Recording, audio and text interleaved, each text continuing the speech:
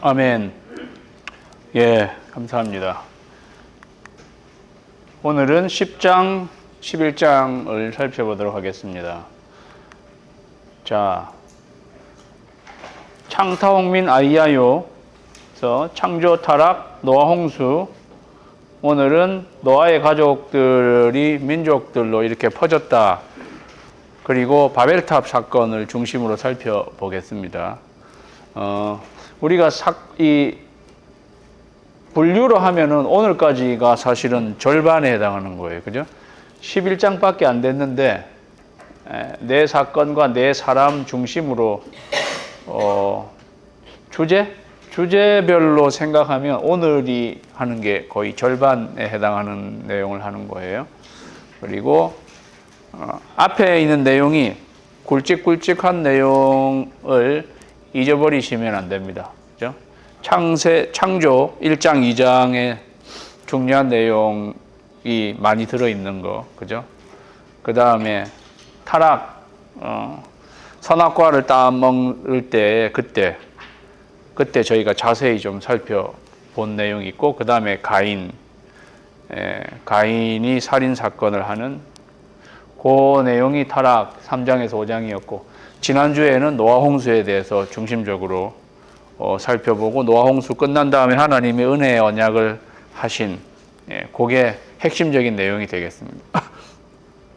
여러분이 어차피 창세기를 집중해서 저희가 배우는 시간이니까 그런 감이 이렇게 정리를 하시면서 해야지 나중에 전체가 기억에 남을 수 있습니다. 자, 오늘은 노아의 그 8가족이 남았는데, 거기서 이제 생육하고 번성해서 민족들이 생겨나는 것을 이렇게 살펴보겠습니다. 노아의 아들 셈과 함과 야벳의 족보는 이러하니라. 홍수 후에 그들이 아들들을 낳았다. 그러면서 이제 족보가 이렇게 쭉 나오는 걸 보게 되죠. 그래서 셈과 함과 야벳 세 아들들의 후손들이 이렇게 쭉 나오는 것을 보게 됩니다. 그들이 퍼져 살았던, 그리고 그들의 아들들이 결국은 또 민족들을 이루게 된다. 그래서 이렇게 그들이 흩어지게 되었습니다. 야벳 족속 아들 중에 셋째에 해당하는데, 그들은 지금의 유럽 쪽을 이렇게 쪽에 하지게 되었고요. 그 다음에 함의 자손들은 아프리카 쪽이랑 지금의 가나안 이쪽 일부 이런 쪽으로 가게 되었고, 그 다음에 셈의 후손들은 이쪽으로 약간 이쪽 이렇게 분포된 거를 보게 됩니다. 그러면 이스라엘은 요 가나안 땅, 가나안 족속이 사는 여기가 이제 이스라엘이잖아요. 역사의 성경적인 역사의 중심지는 요 가나안 땅은 함의 자손들이 살고 있게 되었던 그러한 땅이 되는 것을 알 수 있습니다. 그리고 그 민족들이 이렇게 순서대로 나오는데, 아들 순서대로 나오지 않고 야벳이 나오고 함이 나오고 이렇게 셈 이런 순서로 나오는 걸 보게 되죠. 그럼 처음부터 큰아들 이렇게 순서로 되지 않고, 그거는 성경이 항상 차자를 먼저 막내를 먼저 언급하는 그러한 면도 있고요. 그 다음에 이 형세로 봐서 우리는 동서남북이라고 이렇게 하잖아요. 그런데 이스라엘은 북남 동서 이렇게 북남 동서, 그래서 뭐 그런 순서에 의해서 야벳, 함, 셈 이렇게 그런 순서로 나와 있다. 뭐 그렇게도 이해할 수 있겠습니다. 사실 10장의 족보에서는 이렇게 해서 노아의 가족들, 노아의 세 아들로부터 다시 민족이 생겨나게 되었다. 그런 것을 주로 알려주고 있는데 이제 특이한 거 몇 구절만 저희가 좀 살펴보면은 자 야벳의 후손 그리고 족보의 내용이 누가 누구 낳고 그 다음에 누구 낳고 직계로 이렇게 나와 있는 게 아니라 그냥 약간 듬성 야벳이 이렇게 7을 낳았는데 그 중에서 그냥 약간 랜덤하게 고멜이 이렇게 셋, 야완이 이렇게 나왔습니다. 이렇게 그러면 뭐 이 마곡이랑 이 두발 메색은 그 다음에 낳은 사람이 없다는 뜻입니까? 그거까지는 모르겠어요. 그냥 약간 랜덤하게 이렇게 지금 그냥 나와 있다. 예, 그렇게만 저희가 이해할 수 있겠고 어쨌든 14명이 다 민족을 이루는 그러한 저기 되겠습니다. 그래서 14명 혹은 이들이 결국은 그 민족의 족장들이 되는 식이 되겠죠. 예, 그래서 여기에 다시스가 지금의 스페인 사람들에 해당하는 사람들이다. 뭐 이렇게 이렇게 이해를 하면 되겠습니다. 야벳의 자손이 제일 사람 수로는 적게 나와 있습니다. 함의 자손이 제일 많아요. 사실은 함이 잘못해가지고 그 밑에 가나안이 저주를 받고 이렇게 되는데 이 잘못한 함의 자손들이 제일 많았습니다. 예. 그래서 여기도 구스, 자 미스라임 이게 이집트가 되는 것이고 붓, 그 다음에 가나안. 그 함도 가나안이 넷째 아들인 거예요, 그죠? 그래서 구스족에서 이렇게 하나, 둘, 셋, 넷, 다섯, 여섯 이렇게 나오는데 여기 니므롯이라는 인물이 여기서 나오죠. 요 뒤에 제가 알려드릴게요.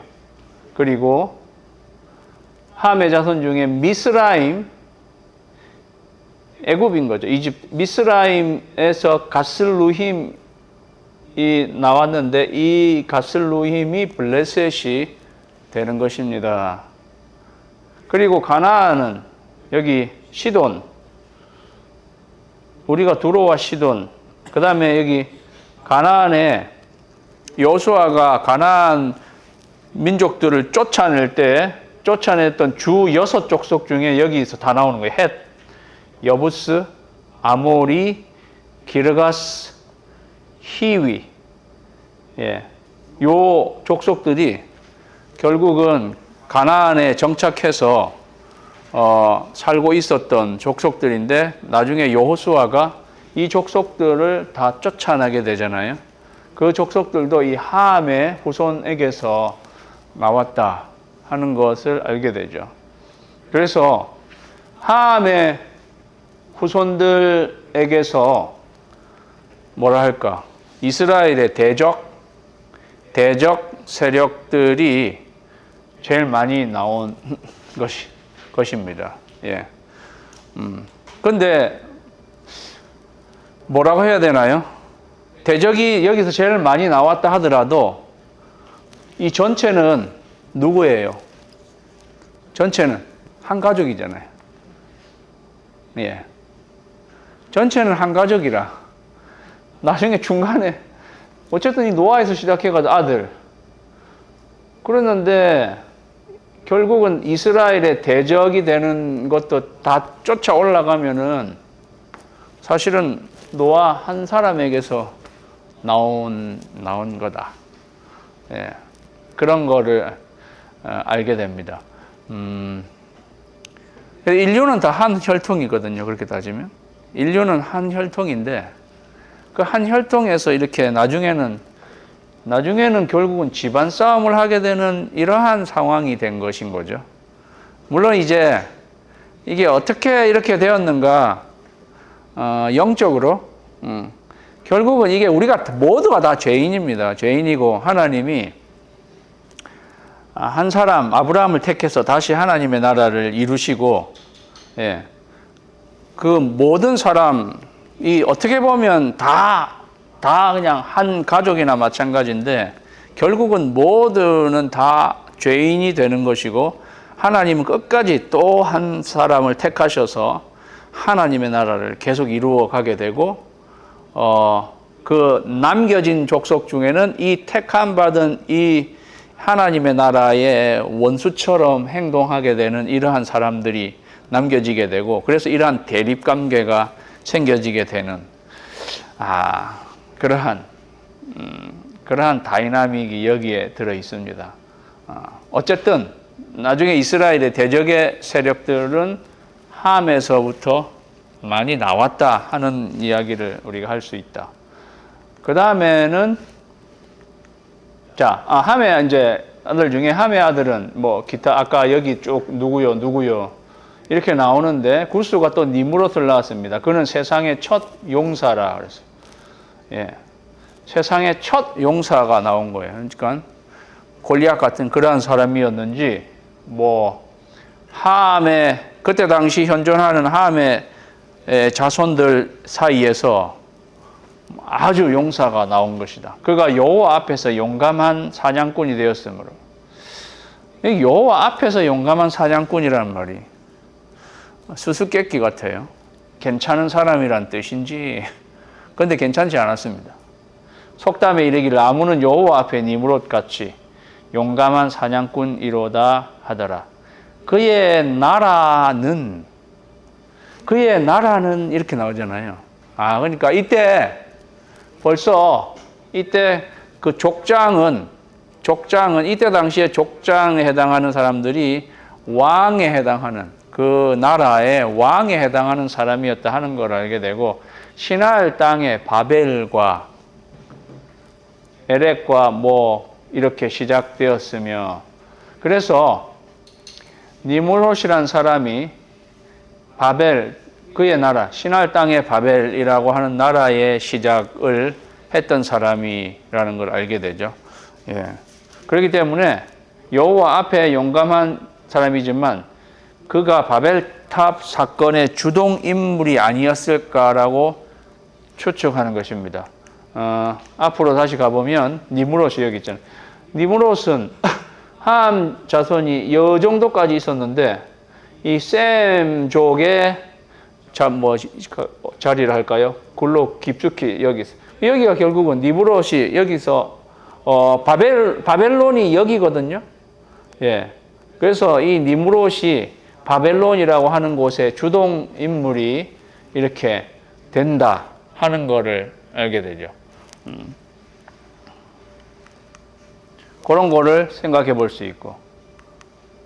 자, 셈의 자손은 또 이렇게 하다가 셈 자손도 마찬가지예요.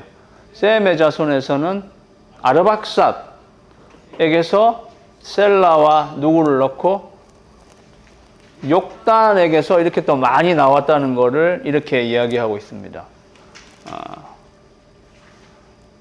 또 셈에게서도 앗수르가 이렇게 나왔다는 걸. 예. 그리고 셈이 아람. 그래서 우리 조상은 유리하는 아람 사람으로서 그 아브라함의 민족을 아람 사람으로부터 칭하는 거거든요. 여기 아람. 이쪽, 그러니까 이 셈족. 예, 요 아람은 아브라함이 갈대아 우르에서 하란 거쳐서 이 가나안으로 오는데 그 하란 땅에 해당하는 곳이기도 하고 그래서 아람 족속으로도 불리는 그러한 아람이 나오는 것을 보게 된다. 예. 그리고 이제 나중에 보면 알겠지만 아브라함은 요 아르박삿에서 이렇게 벨렉을 거쳐서 요렇게 나오게 되는 그러한 것이다. 그러한 거를 우리가 알게 되죠. 자,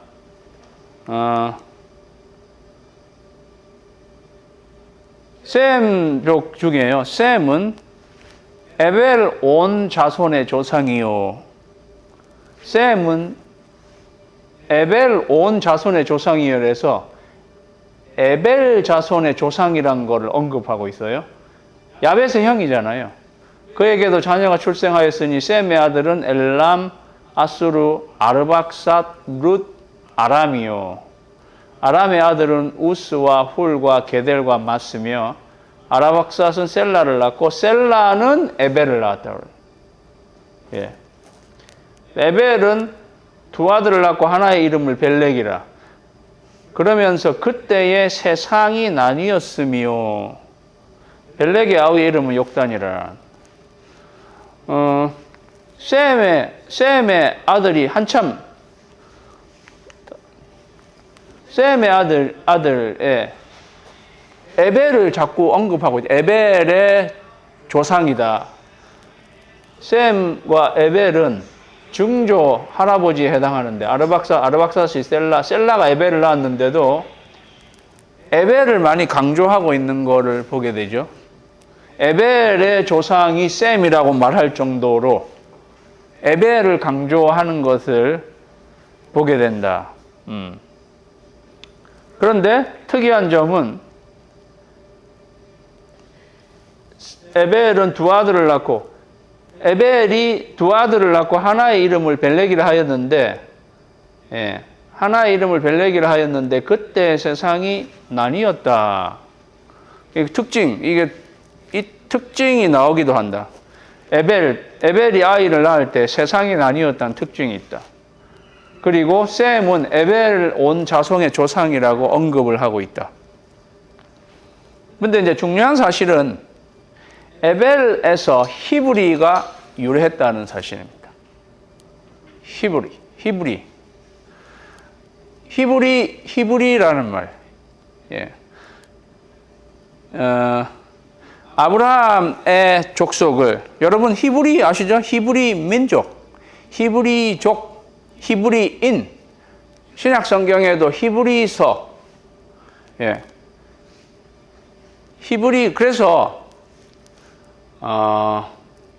이스라엘, 잘 들으세요. 이스라엘은 야곱의 이름이 이스라엘로 했단 말이죠. 그런데 야곱의 아버지가 이삭의 아버지가 아브라함입니다. 그리고 하나님의 나라는 이스라엘이라고 하는 건 아브라함에게서 시작되는 나라인데 그들을 히브리 사람이라고 불렀단 말이죠. 네. 히브리 사람. 교회 생활 거의 오래 하셨으니까. 그죠? 그 정도. 히브리인. 예. 히브리 민족. 히브리. 그 히브리가 뭔 뜻이지? 에벨에서 나왔다는 거예요. 에벨. 그래서 제일 처음 히브리가 나오는 건 히브리 사람 아브라함입니다. 창세기 14장 13절에는. 그러니까 아브라함이 왔을 때 히브리 사람. 그리고 우리는 구약에 나오는 이스라엘을 히브리 민족이라고 부르기도 한단 말이죠. 이스라엘이라고도 부르지만 히브리 민족이라고도 부른단 말이죠. 그 히브리 민족이라는 것은 무슨 뜻인가? 그 정도는 알고 있어야 돼요. 그거는 원어의 뜻을 알아야 돼요. 히브리는 이 에벨에서 나온 것입니다. 에벨의 뜻은 reason beyond니까 넘어서 지역인데 어딘가에서 넘어서 어딘가를 넘어서 온 지역이라는 것이 에벨이란 뜻이에요. 여기서 히브리라는 것이 유래했습니다. 그래서 히브리어는 이 뜻이에요. One from beyond 혹은 cross. 어디를 넘어서 온 사람이란 뜻이에요. 히브리. 어디를 넘어서 온 사람이란 뜻이다. 히브리가. 잘 들으세요. 그런데 아브라함 보고 저 히브리 사람 이렇게 말한 데서 히브리 민족이라는 유래가 됐다. 그런데 어디를 넘어온 사람이라는 뜻이다. 그러면 아브라함이 어디를 넘어왔는가? 이 앞에 아브라함 갈대아 우르를 산 사람인데, 예? 이거 티그리스 강과 유프라테스 강이거든요. 예. 그리고 이 가나안 땅이란 말이죠. 그 유프라테스 강이니까 유프라테스 강 이렇게까지 길게 오는 그러한 강이다. 가나안을 오려면 여기서 이 강을 넘어서 일로 들어와야 하는 것입니다. 이 강을 넘어서 이 약속의 땅으로 들어왔다. 그러니까 여기 있던 사람들이 히브리 사람 저 아브라함을 왔을 때 저 히브리 사람 이 강을 넘어서 온 사람이라는 뜻이라는 말이죠. 자, 그러면 근데 여기에 아주 여러 가지 함축적인 의미가 들어있다. 뭐가 들어있느냐? 히브리. 그래서 우리에게는 히브리 사람으로 알려져 있는 건데 실제 원뜻은 강을 건너온 사람이라. 그런데 강을 건너온 사람은 원뜻이고 그냥 그거는 말의 의미가 그렇고 실제적인 의미는 이민자라는 뜻이다. 쉽게 말하면 이민자. 그죠? 그래서 외국인이란 뜻입니다. 이민자. 강 건너온 사람. foreigner. 외국인. 이민 온 사람. 히브리인의 뜻이란 말이죠. 이게 아주 중요한 의미를 가지고 있어요. 그래서 성경을 깊이 이해하려면 이민자가 한번 되어봐야 돼요. 저와 여러분은 이민자들이에요. 우리는 다 한국이 고향이잖아요. 어쨌든. 그죠? 이민자들이란 말이에요. 아브라함이 이민자잖아요. 자기 본토 친척은 갈대아 우르예요. 그런데 하나님이 그냥 부르시는 바람에 강을 건너서 이민 온 거는 가나안 땅에 이민 왔단 말이죠. 그래서 외국인이 되었습니다. 그거를 히브리인이라고 부르는 것이다. 그런데 이때 당시에 히브리인이라고 이렇게 부르는 것은 약간 조소하는 의미의 또입니다. 우리식으로 하면 제3세계에서 미국에 난민처럼 와가지고 좀 허드렛 일을 하고 이렇게 하는 사람을 약간 얕잡아 보는 식의 말이 사실은 히브리인이기도 합니다. 그런 의미도 들어있다. 그러니까 그리고 결국은 또 히브리 사람이 나중에는 애굽에서 또 노예가 되잖아요. 그런 면에서도 히브리라는 말 자체는 높이 있는 차원의 그런 말이라기보다는 사실은 이렇게 낮추게 되는 그러한 말이다. 그런데 그게 히브리라는 말이다. 그런데 여기에 아주 영적인 의미가 들어있는데 우리는 그게 낮추게 불리어지든 어떻게 불리어지든 어딘가는 떠나서 그 강을 하나 넘어서 일로 와야 되는 사람들이라 하는 것을 알려주고요. 히브리인. 그리고 전형적인 히브리인이 된 분이 예수님입니다. 하늘과 땅 사이에 막혀져 있는 거를 넘어서 우리에게로 오신 거잖아요. 그죠? 히브리인이 되신 거예요. 그래서 이 낯선 세상에 예수님이 오신 건 거잖아요. 아브라함도 가나안이라고 하는 이 낯선 곳, 자기의 본토 친척을 떠나서 across, 그거를 넘어서 하나님이 약속하신 곳으로 온 사람. 그러니까 여러 가지 영적인 의미가 굉장히 들어있는 그러한 말이 히브리라는 말 뜻입니다. 그래서 여러분이 이민자로 이렇게 계신 거에 아주 중요한 의미가 있어요. 성경을 좀 더 깊이 이해할 수 있어요.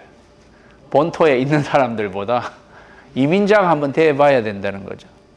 나중에서 공부하겠지만 이민자가 되기 때문에 우리는 때때로 온갖 서름 내지는 어려움들도 겪는다. 그런데 하나님은 이 하나님 나라를 시작할 때는 아브라함이 히브리인 되지 않고서는 하나님 나라를 시작할 수 없었죠. 그죠? 그는 갈대아 우르라는 곳에서 강 건너 약속의 땅으로 넘어와야 했습니다. 히브리 사람이 되어야 했습니다. 그거를 우리가 잘 알 수 있습니다. 그래서 여러분이 히브리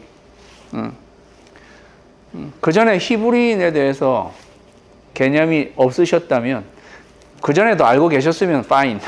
그렇지만 그 전에 히브리에 대해서 살갑지 못하셨으면 아주 중요한 그러한 의미가 여기 담겨 있다. 제가 몇 년 전에요. 2008년에 조선족 연변으로 단기 선교를 갔었거든요. 예, 저하고 집사람하고, 예, 지금 테네시가 있는 박원철 목사 내외랑 또 선교팀하고 연변으로 갔어요. 연변에 가서 1주일 넘게 이렇게 있었는데, 그 중에 2박 3일을 그 탈북한 분들이 모여있는 곳에서 강의를 이렇게 했었어요. 네.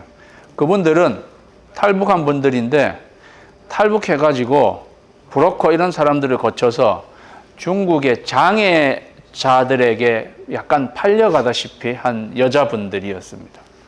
예. 그럴 수밖에 없는.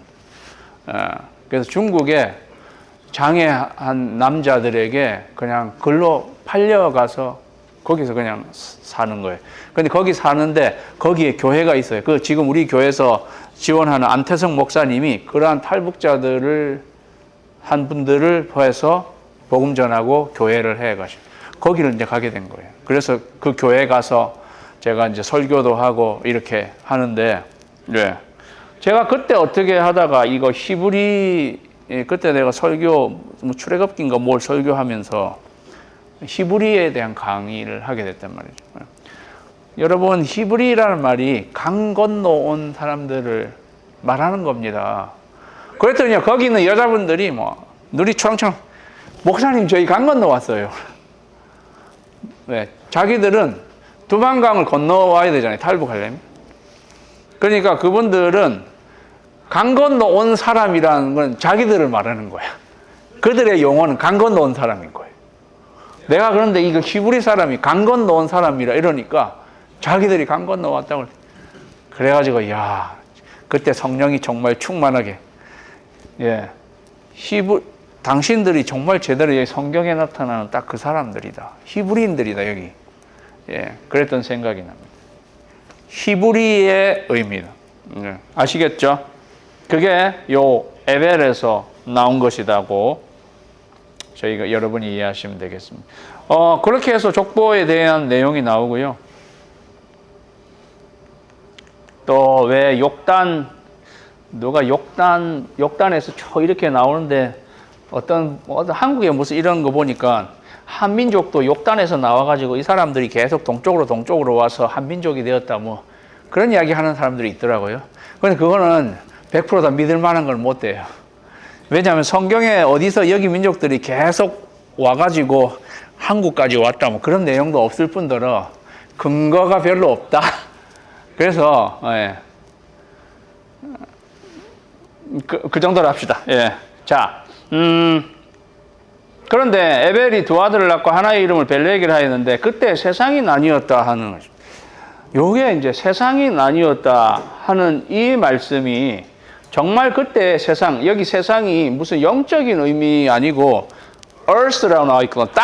땅이 나뉘었다. 이게 정말 대륙이 나뉘었다는 것을 이야기해 주는가? 예. 근데 베게너의 대륙 이동설, 이거 사이언스예요. 그래서 사실은 대륙이 거의 이렇게 비슷하다라는 거죠. 짜 맞추면. 지금은 5대양 6대주로 나눠져 있는데, 이거 화석층 이런 거를 말하는 거예요. 이렇게 모아놓으면은 이렇게 같아서 결국은 여기 남아메리카, 아프리카, 인도 이렇게 해서 이렇게 모아보면 이게 사실은 한 땅이었다. 그런데 이게 나뉘어진 것일 수 있다. 그렇다면은 이 성경이 말하는 이 말이 상당히 과학적인 것일 수도 있다 하는 거죠. 예. 그런데 이거 이상의 설명은 없어요. 그때 세상이 나뉘었다. 이거 말고는 다른 설명이 없기 때문에 이때 세상에 한번 지각 변동이 일어났었는가 그냥 추측해 볼 수 있다는 것입니다. 뭐 여기에 더 무슨 영적인 의미 글쎄요 있다면 그건 여러분이 묵상을 해보시고 이런 특이한 사실이 있다는 것을 성경에 이런 게 있었구나. 예. 혹시 여러분이 이거를 더 전문적으로 연구해서 제가 설명드린 것 더 이상의 깊은 뭔가가 나오면 저한테 좀 알려주세요. 자, 그렇게 해서 11장이 노아의 후손으로 이렇게 나오는데 합계가 70명이 나옵니다. 보세요. 14? 30? 그러면 얼마예요? 44잖아요. 44 더하기 26. 70명이죠. 70. 예. 그래서 70명이 나온. 이거는 전 인류, 70이라는 숫자가 완전한 숫자니까 전 인류를 통칭하는 숫자로 나와 있는데, 예. 하필이면 애굽으로 내려간 야곱의 식구수도 70명이었단 말이죠. 예. 그래서 노아의 당시에 전 세상의 어떤 하나의 나라라 할까요?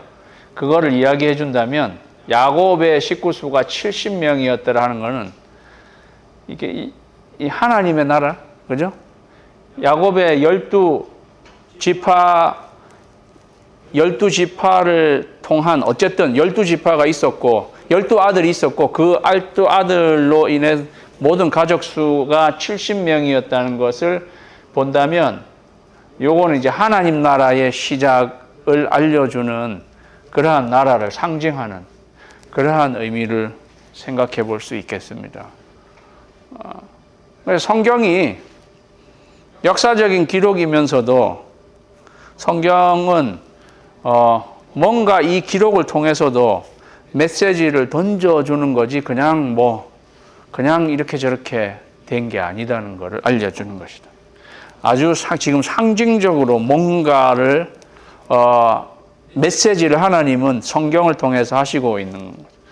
야곱의 집 사람 70명이 그냥 70명 그 이상도 이하도 아닌 그런 의미를 말하는 게 아니고 이 지금 하나님의 나라, 완전한 나라의 시작을 알려주는 그러한 메시지를 하고 있는 것이라는 거죠.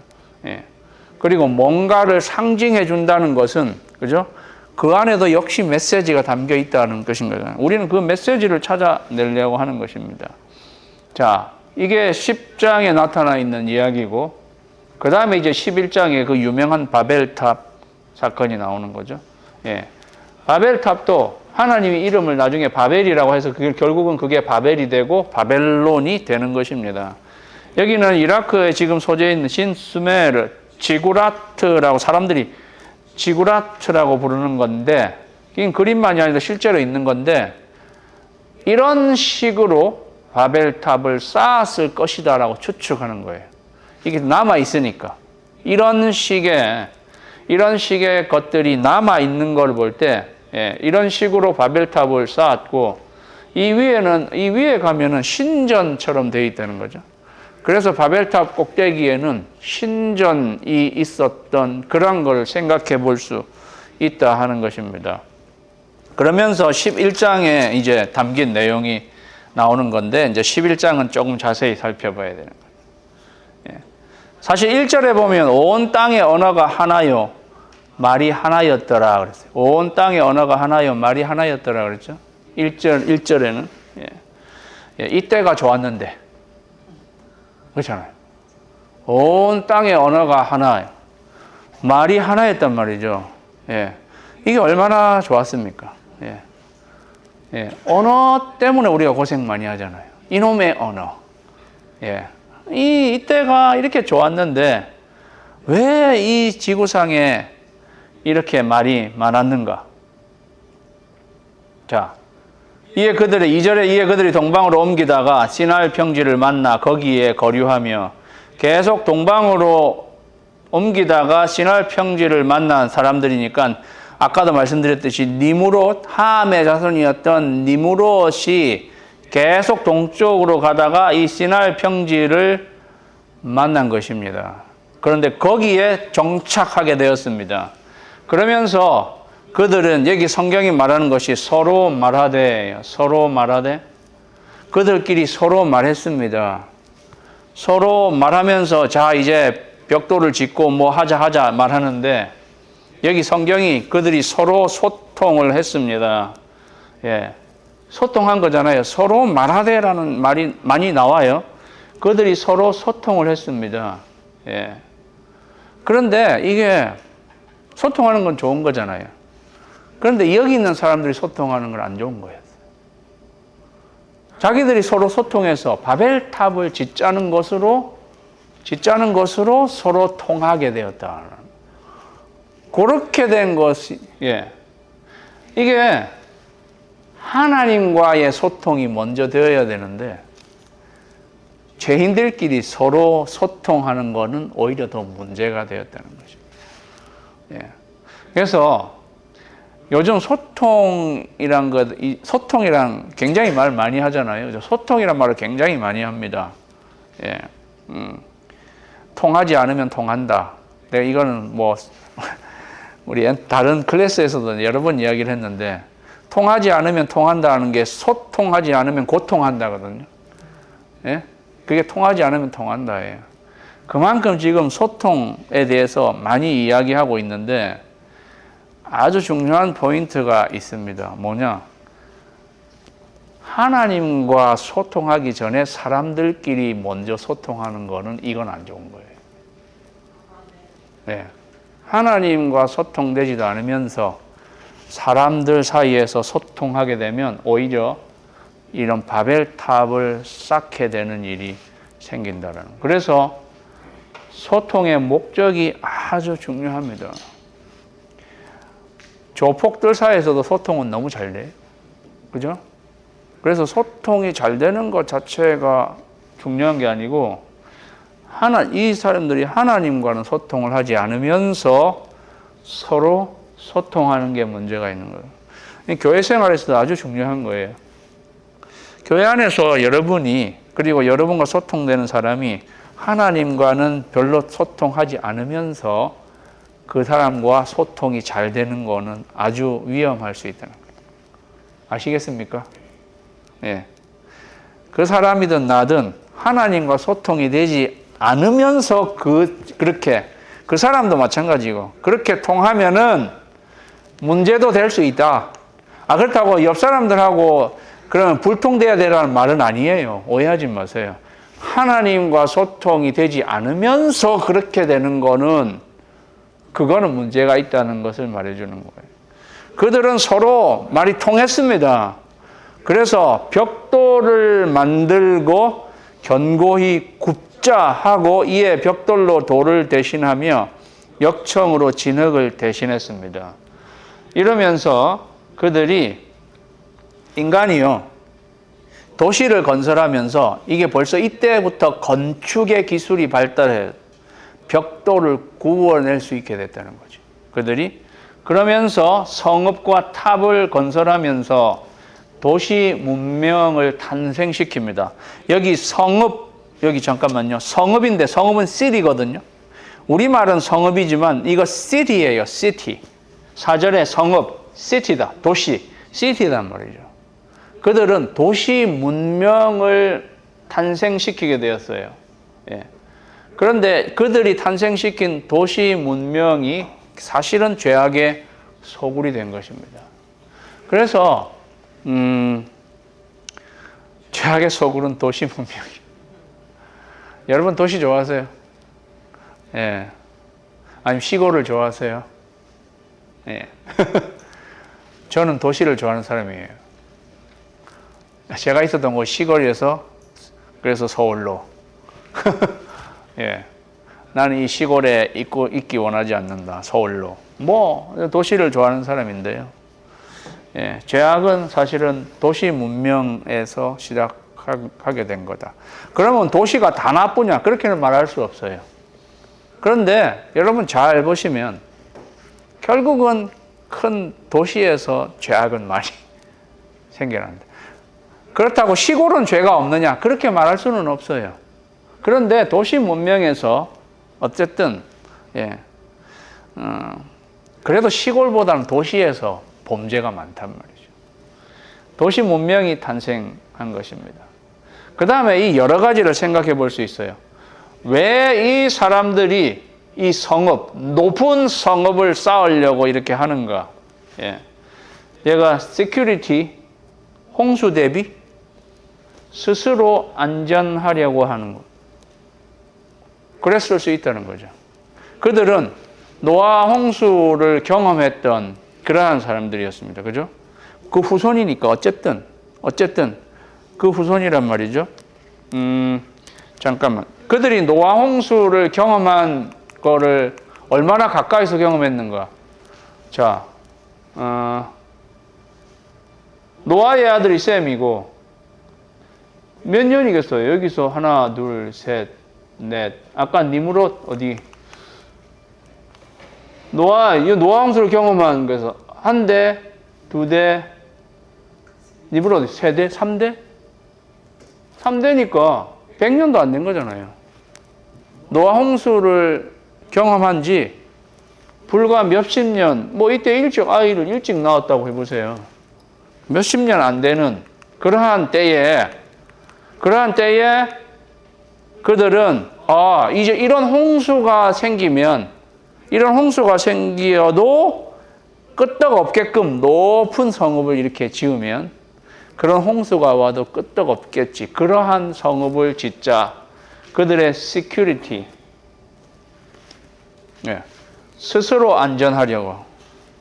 사실 하나님은 물론은 이제 더 심판하지 않으신다고 했는데도 자기들은 이제 뭐가 와도 우리 스스로 안전하게 하기 위해서 이 성읍을 높은 탑을 건축하고 있다라는 거죠. 이게 셀프 시큐리티를 자기들이 대비하는 것입니다. 이게 죄악. 시큐리티는요. 이 굉장히 미국의 제일 큰 주제도 시큐리티입니다. 미국이 백성의 안전이잖아요. 어느 나라건 그죠? 미국이 시큐리티, 자국인 보호, 무조건 안전하게, 그죠? 그래서 불법으로 들어오는 사람들도 못 들어오게끔, 왜 그렇게 들어와서 우리 자국이 안전하지 못하다. 그래서 방벽을 세우고 이렇게 해서 못 들어오게 하는 이런 것도 들어가면 시큐리티거든요. 시큐리티 때문이에요. 시큐리티는 그만큼 중요한 거예요. 그런데 아주 우리의 시큐리티는 과연 누가 지켜주는가 하는 거예요. 하나님입니다. 하나님이 우리를 시큐어하게 해주시는 분은 하나님인데 이 죄인들은 자기 스스로 자력으로 시큐리티를 하려고 하는 하나님 의지하지 않는 거에 해당하는 거죠. 지금 죄의 근원에 대해서 제가 이야기하고 있는 거예요. 기본적으로. 자기들 스스로 안전하려고 하고 하나님에 의존하지 않는다. 그게 성읍과 탑을 건설하고자 하는 그들의 의도에 담겨 있는 것인데 그것 역시 죄에 해당하는 것이라는 거예요. 내 스스로 안전을 내가 보장하려고 탑을 세우는 거. 그거다. 그 다음에 그들은 탑을 세운 후에 거기에 신전을 만드는, 여기 나와 있지는 않다. 여기 나와 있지 않지만 그러한 지구라트 같은 거에 제일 꼭대기에 항상 신전이 있어서 이때서부터 그들은 우상 숭배가 시작되었다라고 볼 수 있다는 거예요. 그러면서 계속 이야기합니다. 꼭대기를 하늘에 닿게. 꼭대기를 하늘에 닿게 하는 거예요. 그거는 꼭대기를 하늘에 닿게. 아무리 인간이 탑을 높이 쌓아도 꼭대기 하늘에 닿을 수 있습니까? 꼭대기를 하늘에 닿게라는 말은 하나님 같이 되겠다라는 뜻이에요. 하나님 어떻게 하든 높게 그래서 우리가 하나님 같게 되도록. 예. 그러고 보니까 하나님 같이 되는 거잖아요. 하나님 같이. 그러니까 하와가 똑같이 사탄이 너 이거 먹으면 어떻게 뭐라고 그랬어요? 눈이 밝아져서 하나님 같이 된다. 그렇게 하니까 내가 저거 먹으면 하나님 같이 되나? 그래서 하나님 같이 돼 보려고 그거를 먹은 거, 선악과를 따먹은 건데 바벨탑을 하늘에까지 닿게 쌓는 것 똑같다. 하나님 같이 되려고 했던 것이다. 그죠? 예. 그래서 바벨탑 사건과 선악과를 따먹은 사건은 같다라는 걸 말하는 것입니다. 같다라는 것을 말하는 거예요. 예. 그리고 자기들이 스스로 자력으로 구원, 내가 하나님 같이 되어서 자력으로 구원할 수 있고 결국 그것은 높아지려고 하는 교만, 하나님께 대항하는 거, 이런 게 다 여기에 들어가는 것이다. 예. 그래서 죄의 본질은 똑같아. 그리고 우리가 이 사건을 통해서 11장까지의 사건을 통해서 뭐를 알 수 있는가? 인간이 죄의 본질은 노아 홍수가 내리고 어떻게 해도 어떻다는 거예요? 변하지 않는다. 모든 사람이 죄를 범하였음에다 하나님의 영광에 이르지 못해. 모든 사람이 죄를 범하였습니다. 여기 잘 보세요. 하나님이 선악과를 따먹지 말라고 했지만 아담과 하와는 따먹어서 죄를 범했습니다. 그 바로 밑에 가인, 너는 죄를 다스려야 한다. 네가 그걸 잘하지 않으면 죄가 웅크리고 있을 것이다인데 결국은 죄를 또 범하는 거죠. 예. 그 다음에 우리가 언급하지 않았지만은 가인의 후예 손 중에 라멕이라고 나오죠. 그런데 살인자가 됩니다. 결국은 그 역시 살인자가 되는 죄인이 되는 거죠. 예.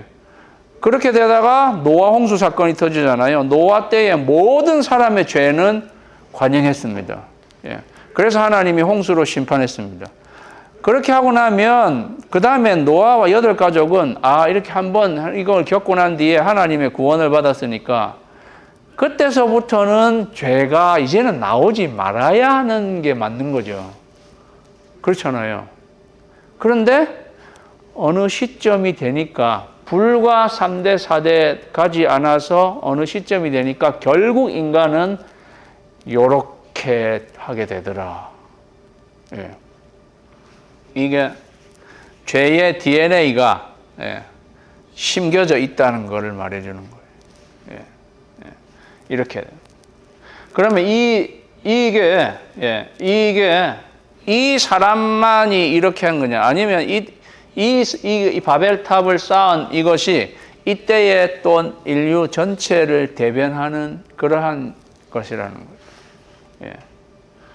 그러면 아브라함의 아버지 데라고, 아브라함 셈의 자손으로 나오는데, 결국은 아브라함도 고향도 우르도 여기에 이 부근이거든요.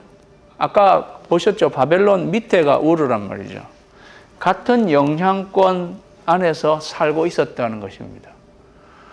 뭐 다음번에 이제 아브라함 이야기할 때 더 말씀드리겠지만, 아브라함은 셈의 후손인데, 그럼 아브라함은 그 셈의 후손으로 노아의 10대 손이 아브라함인 거죠.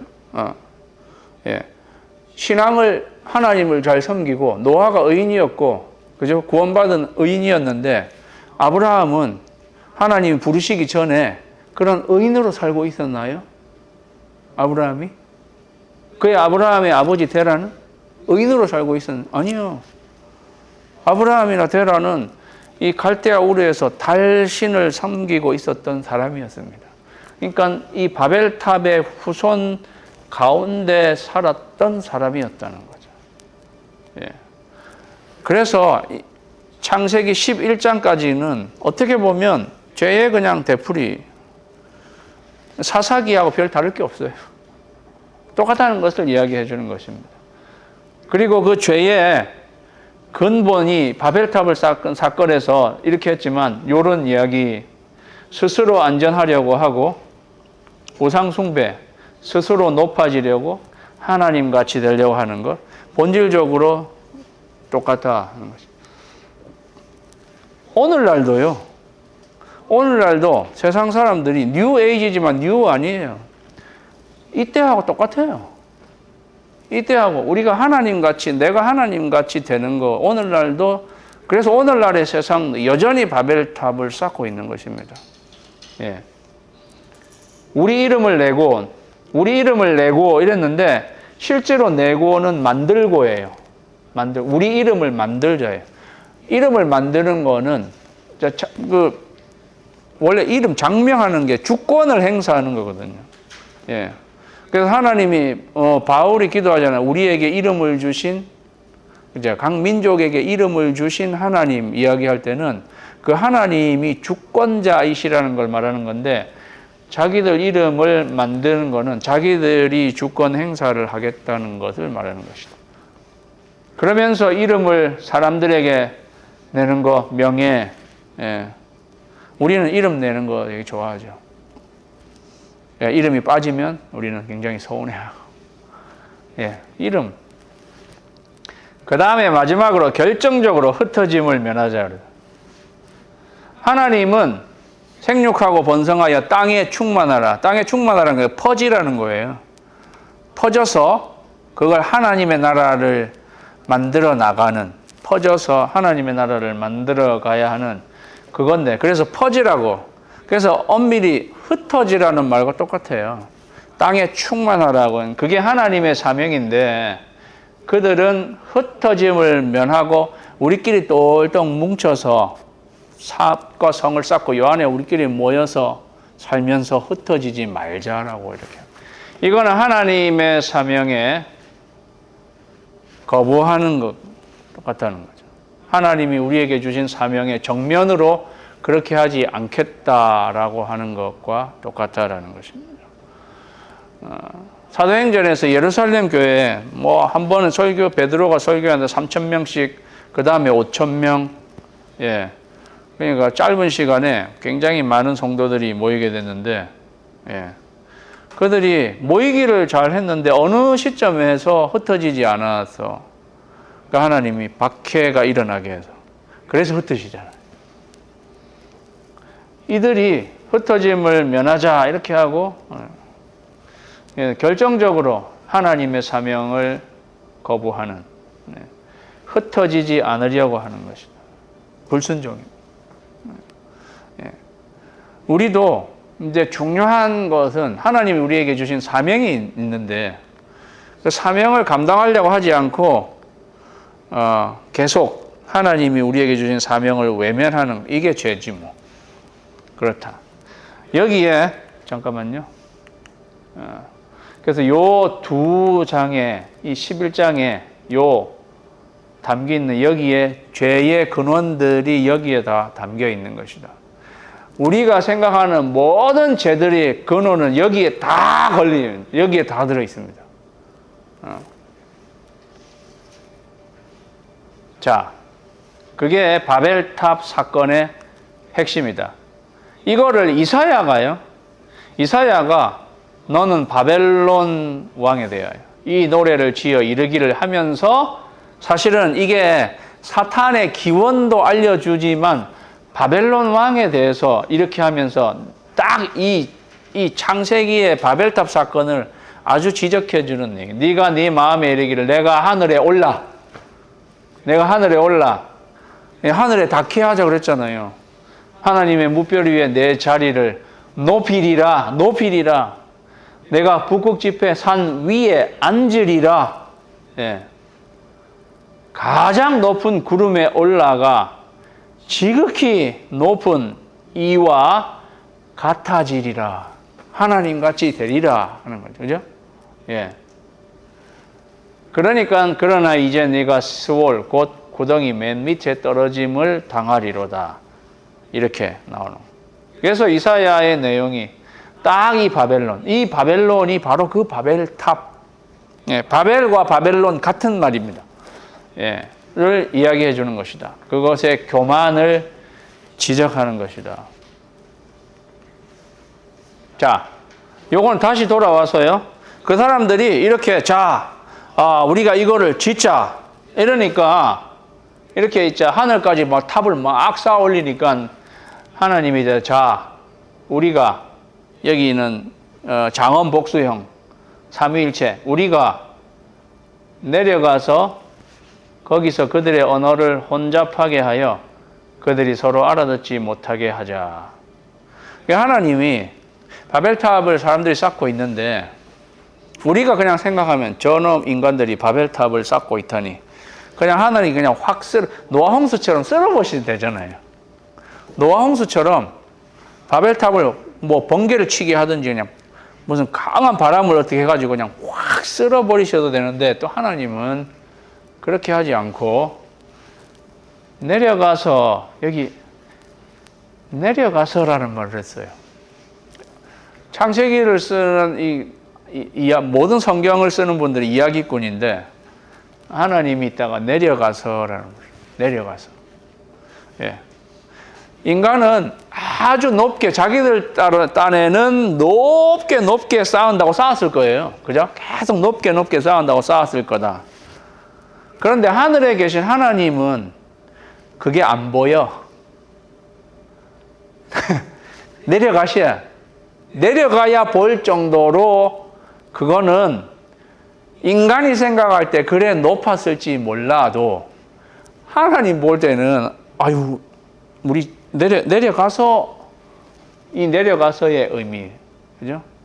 인간이 할 수 있다는 것은 아무것도 아닌 것입니다. 예.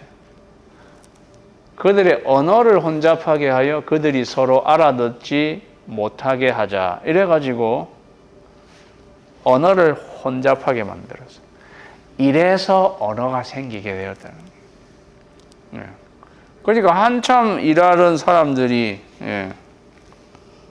그 다음날 뭔가 일하려고 하는데 갑자기 거기 있는 거 좀 갖다 주세요. 이렇게 말을 해야 되는데 패스 미더 뭐 이렇게 뭐야? 이렇게 소통이 안 되는 거예요. 이게 무슨 일이 일어난 거지? 그런데 10명이 모였는데 10명이 다 다른 언어를 하고 있는 거예요. 예. 그러니까 서로 알아듣지 못하게 하나님이 그렇게 혼잡하게 하였다. 혼잡하게가 바벨이에요. 바벨은 그래서 혼잡이라는 뜻입니다. 그러니까 하나님이 그렇게 해가지고 그들이 그러니까 같이 공사를 못하는 거예요. 하나님이 바벨탑을 막 쓸어버리셨다는 말은 없어요. 그들은 그 상태에서 더 이상 쌓을 수가 없었어요. 그리고 자기하고 말이 비슷한 사람을 찾아서 어떻게 흩어질 수밖에 없게 된 거예요. 그죠? 모르지. 자기하고 말이 비슷한 사람이 하나도 없게 모든 사람이 다 다른 언어를 주셨는지 그것까지 모르겠어요. 예. 여기에 10장에 보면 10장 31절에 아들은 셈의 자손이니 그 족속과 언어와라는 말이 나와요. 지방과 나라대로였더라. 그죠? 셈의 자손이 흩어진 것은 그 족속과 언어와 그런데 여기 그럼 이때 벌써 언어가 있었다는 거네. 그래서 11장의 바벨 사건은 10장 이후의 사건이란 말은 아닙니다. 아시겠죠?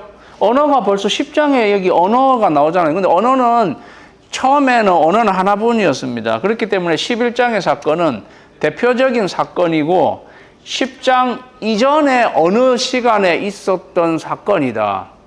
그래야지 이게 이해가 될 수 있는 거예요. 예.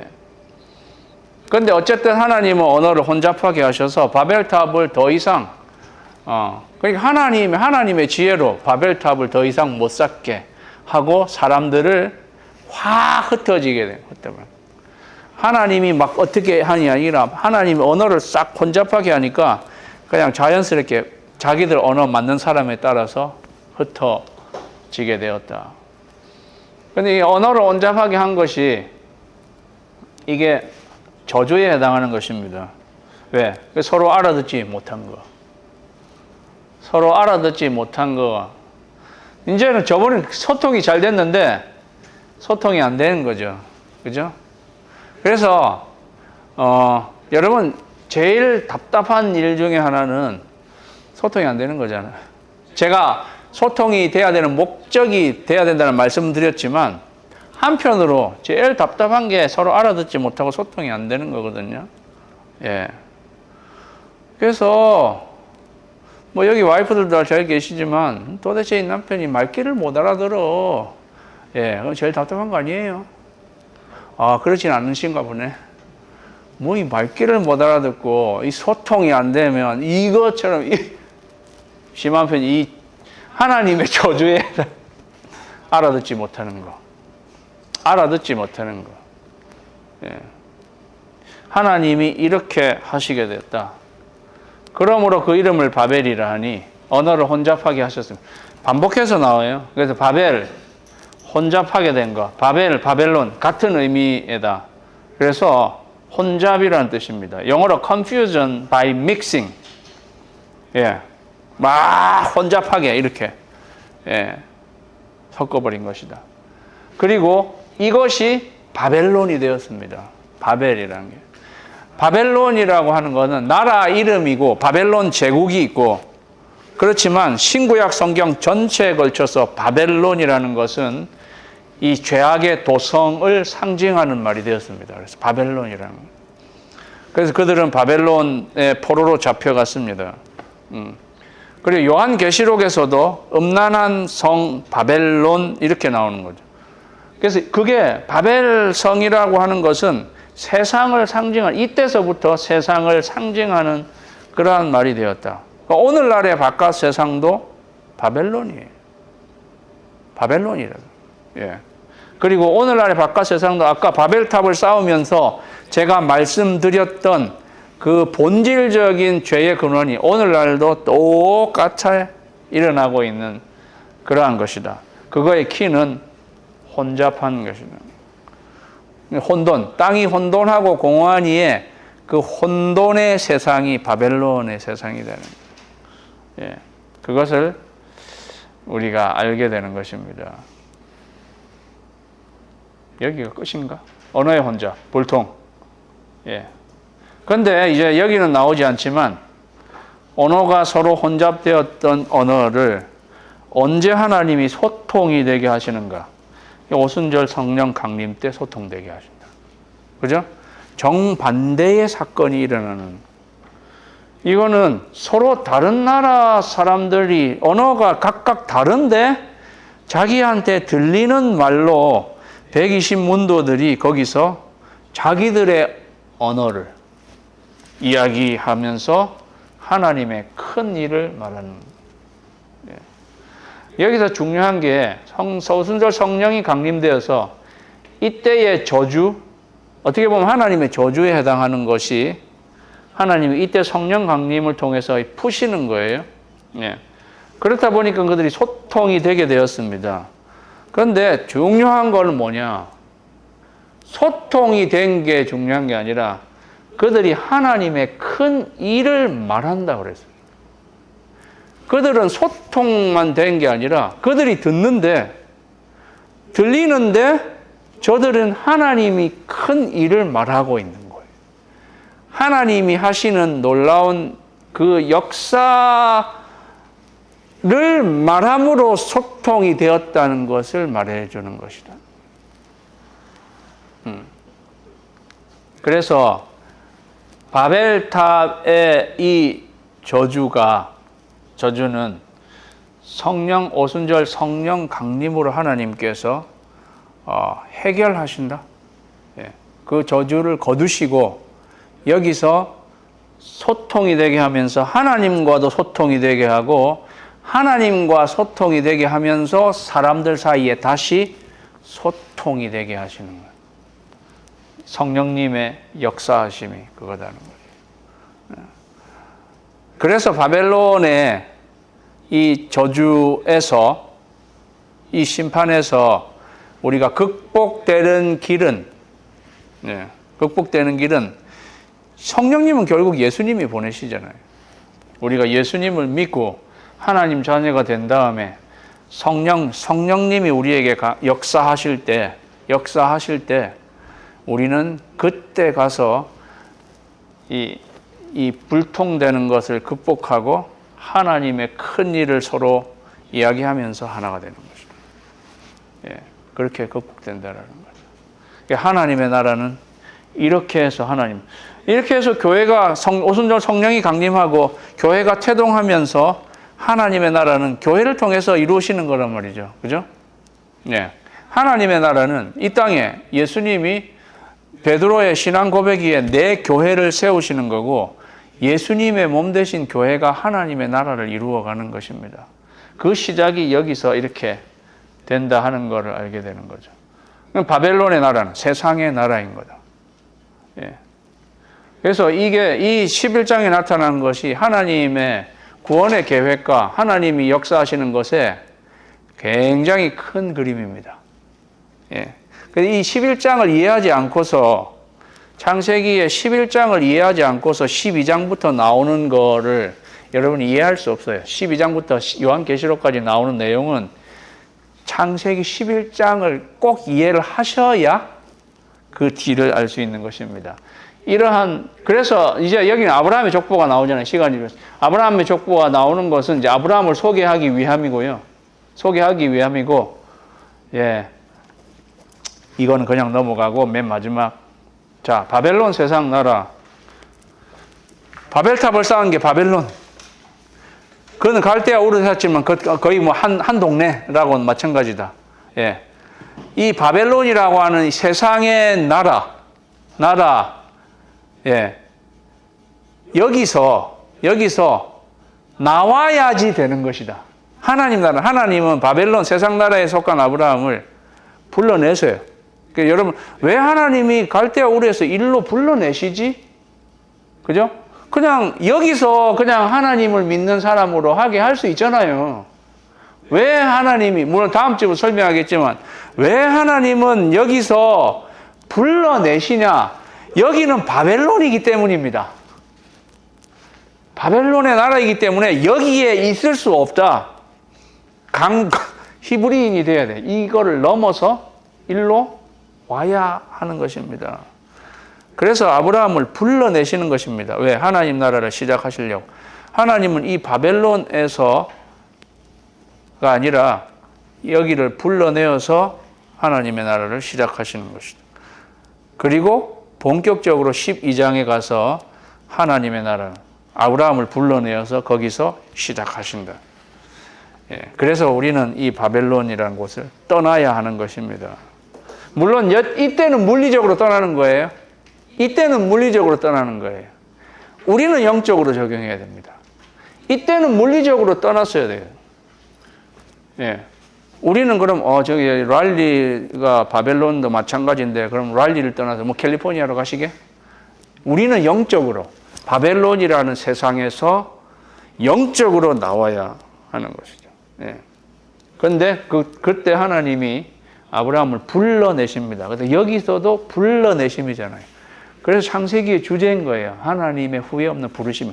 이제 아브라함을 부르시는 하나님에 대해서는 다음 주부터 하겠습니다. 자, 오늘 여기까지.